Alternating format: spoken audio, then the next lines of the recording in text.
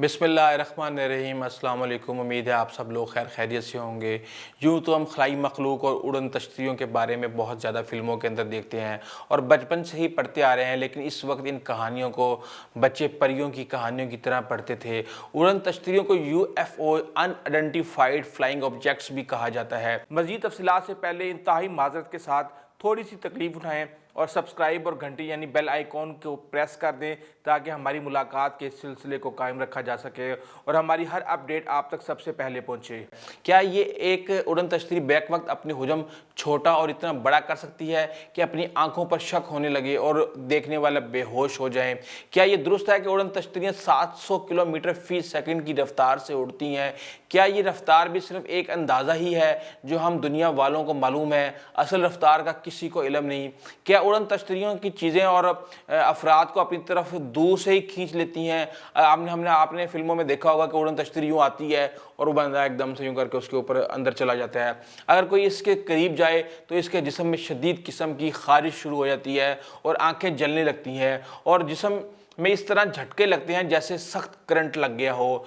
क्या UFOs दुनिया के बिजली के निज़ाम और मवासलाती निज़ाम को जाम करने की सलाहियत रखते हैं? क्या यह सिर्फ अभी अंदाज़ा ही है कि इस कायनात में मौजूद तमाम तवानाई के ज़राए उड़न तश्तरियों की टेक्नोलॉजी में इस्तेमाल होते हैं? उड़न तश्तरियाँ अब तक दुनिया के मुख्तलिफ खित्तों में देखी गई हैं, लेकिन बरमूदा तकोन की तरह इनकी हकीकत को भी गुडमुड करने की कोशिश की गई है। हत्ता के बाज़ ने तो इनके वजूद से ही इनकार कर दिया है। ऐसी कोई चीज़ दुनिया में पाई नहीं जाती। इनके बारे में एक नज़रिया मशहूर करने की कोशिश की गई कि खलाई मखलूक की सवारी है और इनमें खलाई मखलूक सवार होकर हमारे इस नामालूम दुनिया में घूमने फिरने की गर्ज से आते हैं। बैक वक्त उड़न तश्तरी या UFOs को देखने वाले तादाद इतनी ज़्यादा है कि इन सब पर किसी वहम, तख़य्युल या झूठ का अंदाज़ा लगाकर रद्द नहीं किया जा सकता। गुज़िश्ता चंद सालों में लोगों ने इनकी तस्वीरें और वीडियोज़ भी बनाई हैं। यूट्यूब पर लाखों वीडियोज़ मौजूद हैं जिनमें हर साल मुख्तलिफ मकामात पर नज़र आने वाली उड़न तश्तरियों की फुटेजेस को जमा किया जाता है। बाज़ ममालिक की जानिब से ये मसला अक़वाम मुत्तहिदा में भी उठाया गया और 1976 में अक़वाम मुत्तहिदा ने इस बारे में संजीदगी से गौर करना शुरू किया। तमाम रुकन ममालिक को हिदायत की गई कि वो उड़न तश्तरियों की दरियाफ़त के आलात अपने अपने इलाकों में नस्ब करें ताकि इनको हरकत और सकनात के आलात के ज़रिए जो है ना रिकॉर्ड किया जा सके।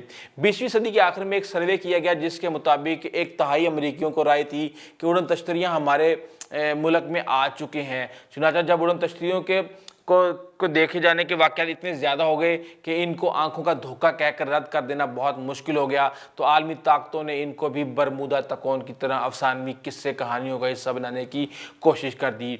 CIA के शोबा सुराग रसा बराए साइंसी अमूर की जानिब से एक मेमोरेंडम जारी किया गया जिसमें उड़न तश्तरियों की खबरों पर तबसरे करने को कौमी सिक्योरिटी के लिए ख़तरा करार दे दिया गया।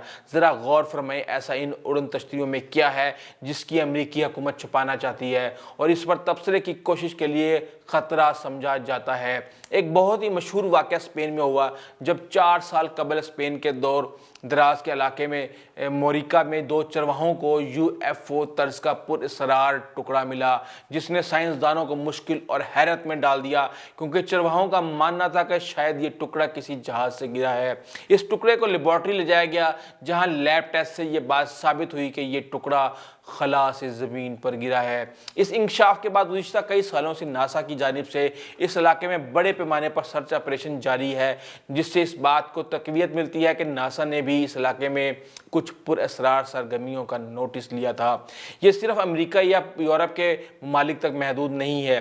पाकिस्तान में भी 29 अगस्त 2000 इतवार की रात डेरा गाजी खान में उड़न तश्तरी देखी गई। 2 हफ्तों बाद फिर यूरेनियम से माला माल इलाके में दूसरी मरतबा नजर आई।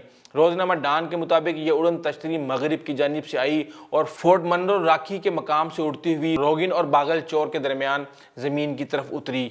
8 अक्टूबर 2008 शाम 8:05 पर लाहौर में अमान करीम साहब ने उड़न तश्तरियाँ देखने का दावा किया। इनके बकौल ये V की शक्ल में मशरिक की जानिब जा रही थी।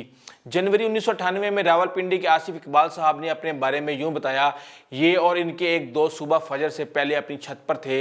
इस वक्त उन्होंने आसमान पर एक ऐसी रोशनी देखी जिसकी शक्लें बार बार तब्दील हो रही थी। इनके बकौल ये उड़न तश्तरियाँ थीं, क्योंकि ये रोशनियाँ किसी और चीज़ की नहीं हो सकती।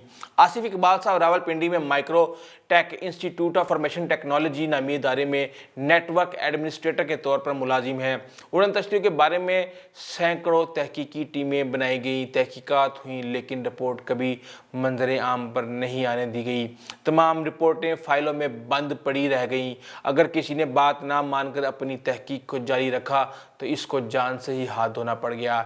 इब्तिदा में उड़न तश्तरियों की हकीकत को छुपाने के लिए खुफिया कुव्वतों की जानिब से ये प्रोपेगेंडा किया जाता रहा कि उड़न तश्तरियाँ देखने की फैंटेसी गवाही देने वाले वहमी हैं। लेकिन जब व्हाइट हाउस के बैक वक्त 20 उड़न तश्तरियाँ नजर आईं तो एक और बहाना बनाया गया। लोगों को ये बताया गया कि ये किसी और सियारे की मखलूक है जो पिकनिक मनाने हमारी ज़मीन पर आ जाती है। आप खुद समझ सकते हैं कि अगर ये किसी और सियारे की मखलूक है तो इनके बारे में तहकीक करने वालों को मौत की नींद क्यों सुला दिया जाता है। सवाल ये पैदा होता है कि दूसरे सियारों पर ज़िंदगियाँ मुख्तलिफ हालतों में मौजूद हैं और इसका खोज नासा और इस जैसे दूसरे इदारे लगा चुके हैं, मगर इन सब तहकीकात या हक़ाइक़ को दुनिया और आवाम से छुपाने का क्या मकसद है। ये वैसे बात समझ से बाहर है कि इस वक्त इंफॉर्मेशन टेक्नोलॉजी का दौर है और राइट टू असेस हर बंदे को है, तो क्यों इस तरीके से चीज़ों को छुपाया जा रहा है। बल्कि ये तो खुद लोगों को बताना चाहिए कि भाई ये चीज़ है और इस तरीके से आप इन चीज़ों के से बच सकते हैं, या इस तरीके से इस दुनिया को जो है ना ख़तरा हो सकता है और पूरी लोगों को आप इस चीज़ के अंदर इन्वॉल्व करके आप मज़ीद आगे जा सकते हैं। मेरे ख्याल से इस चीज़ के ऊपर पर्दा उठना चाहिए, बहुत हो चुका है। जाने से पहले इंतहाई माजरत के साथ थोड़ी सी तकलीफ उठाएं, सब्सक्राइब और घंटी यानी बेल आइकॉन का बटन दबा दें ताकि हमारी मुलाकात के इस सिलसिले को कायम रखा जा सके और हमारी हर अपडेट आप तक सबसे पहले पहुँचे। अंटिल द नेक्स्ट टाइम, अल्लाह हाफिज़।